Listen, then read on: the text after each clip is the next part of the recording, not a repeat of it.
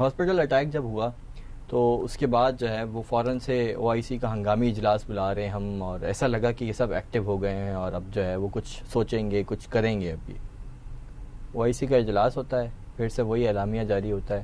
ہم اقوام عالم سے اپیل کرتے ہیں, ہم یونائٹڈ نیشن سے اپیل کرتے ہیں کہ اس کو رکوایا جائے, جنگ بندی کی جائے. کیا ہے یہ مذاق کر رہے ہیں؟ بالکل بالکل. دیکھیں انہوں نے تو اپنی عوام کو بیسکلی دکھانا کہ بھئی ہم یہی ہم کر سکتے ہیں اور ہم کر رہے ہیں. ہم ان کو کہہ رہے ہیں کہ ہم اسرائیلیوں کو ICC میں لے کے آئیں گے. بالکل. یہ دیکھیں میں آپ کو بتا رہا ہوں, یہ جتنے بھی لیڈرز ہیں یہ سب کمپرومائز ہیں. میں ایک کی بات نہیں کر رہا, یہ ایوری بڈی از کمپرومائز. ان کا سب کا لیول ڈفرینٹ ہے, بٹ دے آل کمپرومائز. آپ دیکھیں کتنی بیسز ہیں ان کی مڈل ایسٹ کے اندر یا مسلمان کنٹریز میں, ان کی کتنی کہاں بیس نہیں ہے US کی, اور یہ اسی لیے تو آرام سے آ جا سکتے ہیں, ورنہ یہ نہیں آ جا سکتے. ٹھیک ہے. اور یہ کنٹرولنگ کرنے کی وجہ سے انہوں نے اور یہ لیڈرز رکھے ہوئے, اور ان لیڈرز کو بھی پتہ ہے کہ اگر ہم نے US کا ساتھ نہیں دیا ہم اپنے ملک کے اندر لیڈ نہیں کر سکیں گے. آئے ہوئے ان کے سسٹم سے بالکل بالکل.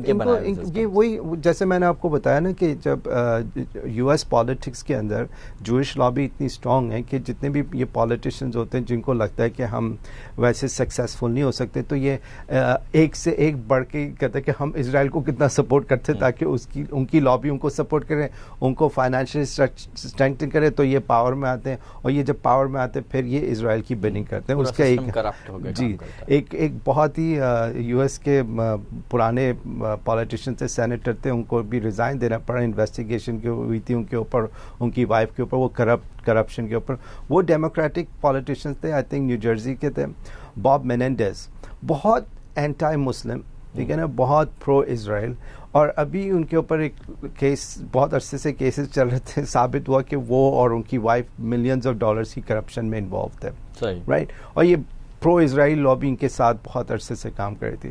تو اسی طرح ہمارے لیڈرز ہیں, جب یہ پیناما لیکس ہوتے ہیں یا دوسرے لیکس ہوئے تھے, ان میں ان کی سب کی پراپرٹیز کے بارے میں آیا تھا کہ ان کی کسی کی یہ پراپرٹی, یہ کیا ہے, یہ ملک کو اس میں بھی کیا ہوا, کچھ نہیں ہوا, لیکن سسٹم ان کا نا, رائٹ. آئی مین دے آل پروٹیکٹ ایچ ادر. ان کو پروٹیکشن کہاں ملے گی, وہیں پہ ملے گی. ویسٹ میں چاہے آپ وہ یورپ میں چلے جائیں یا چاہے آپ US میں چلا جائیں, پروٹیکشن آپ کو وہیں سے ملتی ہے, کیونکہ ایکسپلوئٹیشن آپ ان کی کر رہے ہیں, ان کی باتیں مان رہے ہیں, تو ایونچولی آپ جائیں گے بھی انہیں کے پاس. وہی یہاں پہ نہیں رہتے. اگر آپ دیکھیں گے میجورٹی آف دا لیڈرز ہیں جو اپنے ملکوں میں نہیں رہتے, وہ ریٹائر ہوں گے کہیں باہر. آئی مین زیادہ تر یہی ہوتا ہے کہ 90%, more than 90%. رائٹ. تو یہ وہی سسٹم ہے. اب ہمیں یہی سمجھنے کی ضرورت ہے کہ جو لوگ ہمارے سپوزٹلی ہمارے لیے کام کر رہے ہیں یہ ہمارے لیے کام نہیں کر رہے. اور یہ صرف یہیں کی بات نہیں ہے, یہ میجورٹی آف دا کنٹریز بالکل اسی طرح سے چل رہا ہے. سب کا تھوڑا سا اسٹائل تھوڑا سا ڈفرینٹ ہے, لیکن بیس آلموسٹ ایک ہی ہے. Mode of working different. بالکل